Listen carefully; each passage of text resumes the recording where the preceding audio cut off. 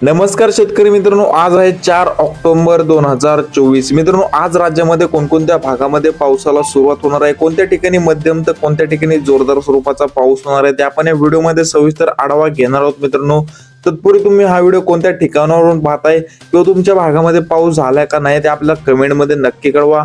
व तुम्हाला विनंती आहे मित्रांनो, तुम्ही व्हिडिओ पाहताय परंतु आपल्या चॅनलला सबस्क्राइब करत नाही, त्यामुळे आता चॅनलला सबस्क्राइब करून घ्या व व्हिडिओला लाईक देखील नक्की करा। तर मित्रांनो, आज आहे 4 ऑक्टोबर 2024। आज दुपारनंतर मित्रांनो मराठवाड्यातील बीड, लातूर, धाराशिव या जिल्ह्यामध्ये आपल्याला हवामान हे ढगाळ पाहायला मिळते।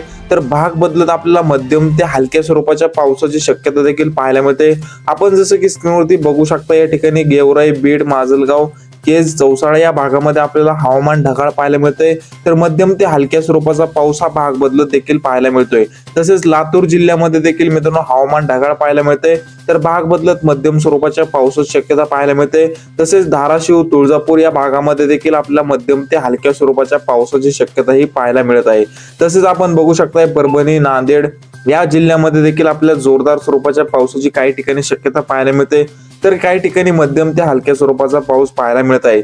छत्रपती संभाजीनगर, जालना या जिल्ह्यामध्ये देखील आपल्या हवामान हे ढगाळ पाहायला मिळते। तसेच आपण या ठिकाणी विदर्भामध्ये जर पाहिलं तर चंद्रपूर, नागपूर, भंडारा, गोंदिया, अमरावती या संपूर्ण भागामध्ये हवामान ढगाळ पाहायला मिळते, परंतु या ठिकाणी पावसाची शक्यता आपल्याला कमीच पाहायला मिळत आहे। तसेच या ठिकाणी नाशिक, जळगाव, नंदुरबार, धुळे, मालेगाव या भागामध्ये देखील आपल्याला मध्यम ते हलक्या स्वरूपाच्या पावसाची शक्यता पाहायला मिळते। तसेच कोकणपट्टीमध्ये देखील आपल्याला हलक्या मध्यम स्वरूपाच्या पावसाची शक्यता ही पाहायला मिळत आहे। तसेच पश्चिम महाराष्ट्रामध्ये सातारा, सांगली, कोल्हापूर, पुणे या जिल्ह्यामध्ये आपल्याला हवामान ढगाळ पाहायला मिळते, तर काही ठिकाणी मध्यम स्वरूपाचा तर काही ठिकाणी हलक्या स्वरूपाचा पाऊस पाहायला मिळत आहे। एकंदरीत जर मित्रांनो संपूर्ण राज्याचा विचार केला तर आज या ठिकाणी आपल्याला मराठवाड्यामध्ये आपलं हवामान ढगाळ पाहायला मिळते, मध्यम स्वरूपाचा पाऊस देखील पाहायला मिळतोय। तसेच पश्चिम महाराष्ट्रामध्ये कोकणपट्टीमध्ये देखील हवामान ढगाळ पाहायला मिळून हलक्या मध्यम स्वरूपाच्या पावसाची शक्यता पाहायला मिळते।